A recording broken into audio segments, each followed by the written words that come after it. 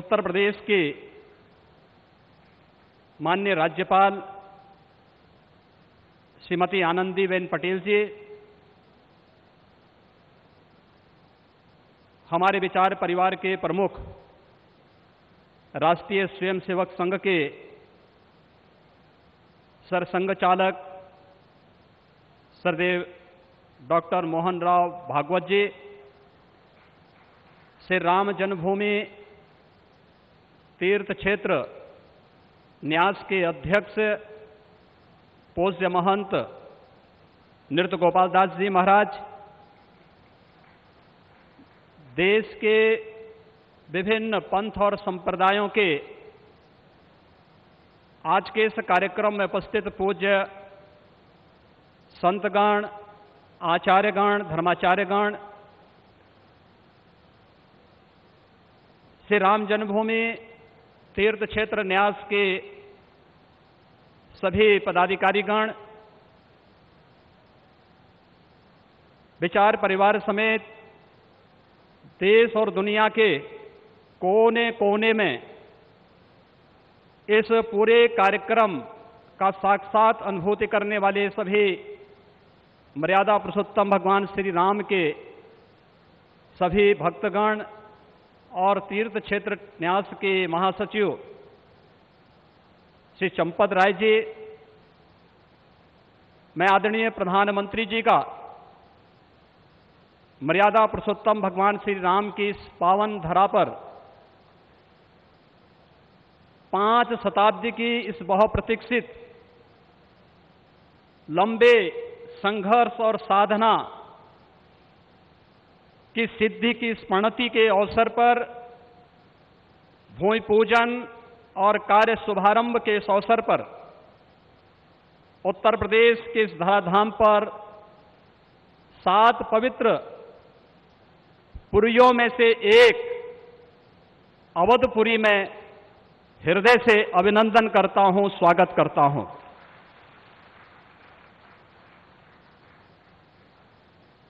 पांच 500 वर्षों का एक लंबा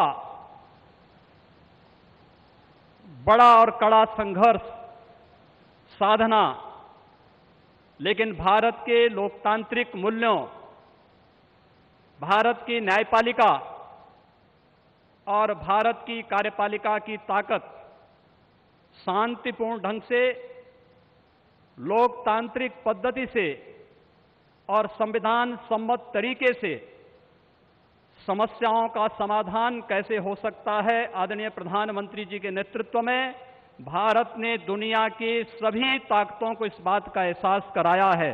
और यह दिन हम सबको, पूरे भारतवासियों को इस शुभ घड़ी का एहसास कराने के लिए, क्योंकि इस घड़ी की प्रतीक्षा में हम सब की कई पीढ़ियां चली गई। पूज्य संतों ने, अनेक महापुरुषों ने, अनेक वीरांगनाओं ने अपना बलिदान दिया और वे एक ही तमन्ना लेकर के कि अपनी आंखों के सामने ब्रह्मांड नायक मर्यादा पुरुषोत्तम भगवान श्री राम के भव्य मंदिर के निर्माण के कार्य को हम अपनी आंखों के सामने देख सकें। लेकिन संघर्ष चलता रहा, साधना चलती रही, अनवरत ये कार्यक्रम चलते रहे, लेकिन लोकतांत्रिक मूल्यों और आदर्शों की रक्षा करते हुए संविधान सम्मत तरीके से, शांतिपूर्ण तरीके से इसका समाधान का मार्ग निकल सकता है। आदरणीय प्रधानमंत्री जी की सूझबूझ और दूरदर्शिता के कारण आज पूरे भारतवासियों को यह गौरव की क्षण का अवकाश होने का अवसर प्राप्त हुआ है। मैं इसलिए उनका आज के इस अवसर पर हृदय से अभिनंदन करता हूं, उनका हृदय से स्वागत करता हूं। भाइयों बहनों, हम सब गौरवान्वित हैं इस बात को लेकर के कि अवधपुरी के बारे में जो सपना हम सब ने देखा है, मुझे लगता है कि उस बात का एहसास 3 वर्ष पहले उत्तर प्रदेश की इस अवधपुरी में दीपोत्सव के कार्यक्रम के साथ आप सब ने भी महसूस किया होगा। दीपावली का अवसर अवधपुरी के साथ जुड़ सके, अयोध्या के साथ जुड़ सके और उस कार्यक्रम को उस रूप में जोड़ने के लिए जो कार्यक्रम प्रारंभ हुआ था, आज उस कार्यक्रम की सिद्धि के रूप में आदरणीय प्रधानमंत्री जी के कर कमलों से इस अवसर पर श्री राम जन्मभूमि के भव्य और दिव्य मंदिर के निर्माण कार्य के भूमि पूजन और कार्य शुभारंभ का यह पवित्र पल भी हम सबको देखने का अवसर प्राप्त हुआ है। यह कार्य श्री राम जन्मभूमि तीर्थ क्षेत्र न्यास मंदिर निर्माण का करेगा, लेकिन अवधपुरी को दुनिया के सबसे वैभवशाली और सबसे समृद्धशाली नगरी के रूप में भौतिक विकास की दृष्टि से सांस्कृतिक परंपरा को क्षुण्ण बनाए रखते हुए आगे बढ़ाने के संकल्प के लिए हम सब प्रतिबद्ध हैं। और यह प्रतिबद्धता तब भी आपने देखी होगी जब रामायण सर्किट के नाम पर आदरणीय प्रधानमंत्री जी ने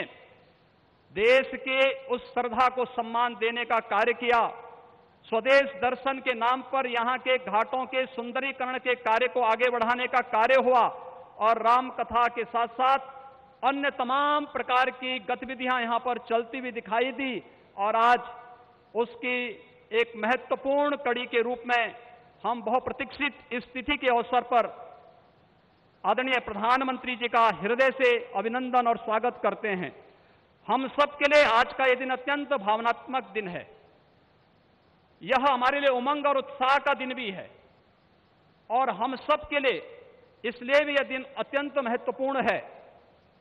कि यहां पर आज हमारे विचार परिवार के प्रमुख राष्ट्रीय स्वयंसेवक संघ के आदरणीय सरसंघ चालक डॉक्टर मोहन राव भागवत जी की उपस्थिति भी आज हम सबको उनका सानिध्य भी प्राप्त हो रहा है। मैं उनका अवधपुरी की इस धरती पर हृदय से स्वागत करता हूं, अभिनंदन करता हूं। मैं इस अवसर पर अपने सभी उन पूज्य धर्माचार्यों, पूज्य संतों का भी हृदय से स्वागत और अभिनंदन करता हूं जो आज उत्तर प्रदेश की इस धरती पर इस संपूर्ण कार्यक्रम में साक्षी बन रहे हैं। मैं उन सभी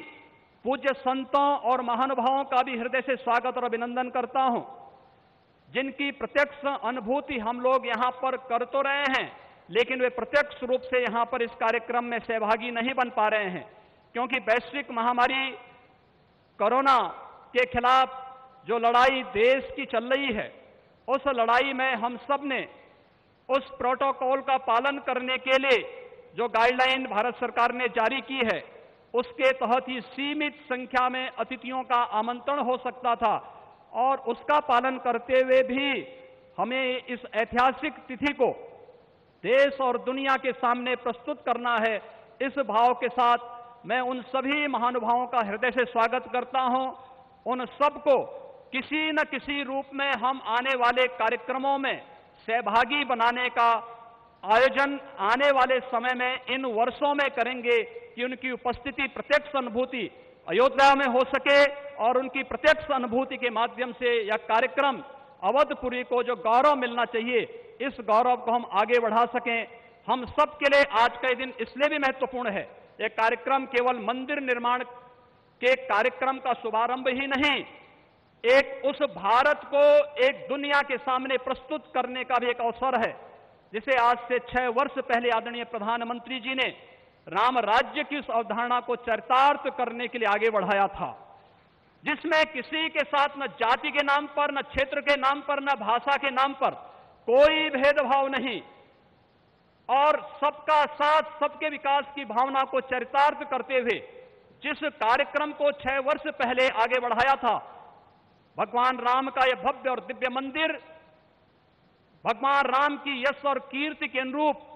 भारत की यश और कीर्ति को भी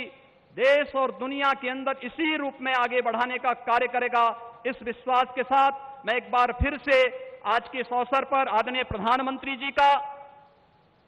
राष्ट्रीय स्वयंसेवक संघ के सरसंघ चालक जी का, अपने सभी माननीय अतिथियों का, पूज्य धर्माचार्यों का, संतगणों का, सभी महानुभावों का उत्तर प्रदेश की इस धरती पर, अवधपुरी की इस धरती पर हृदय से अभिनंदन करता हूं, स्वागत करता हूं। जय जय श्री राम।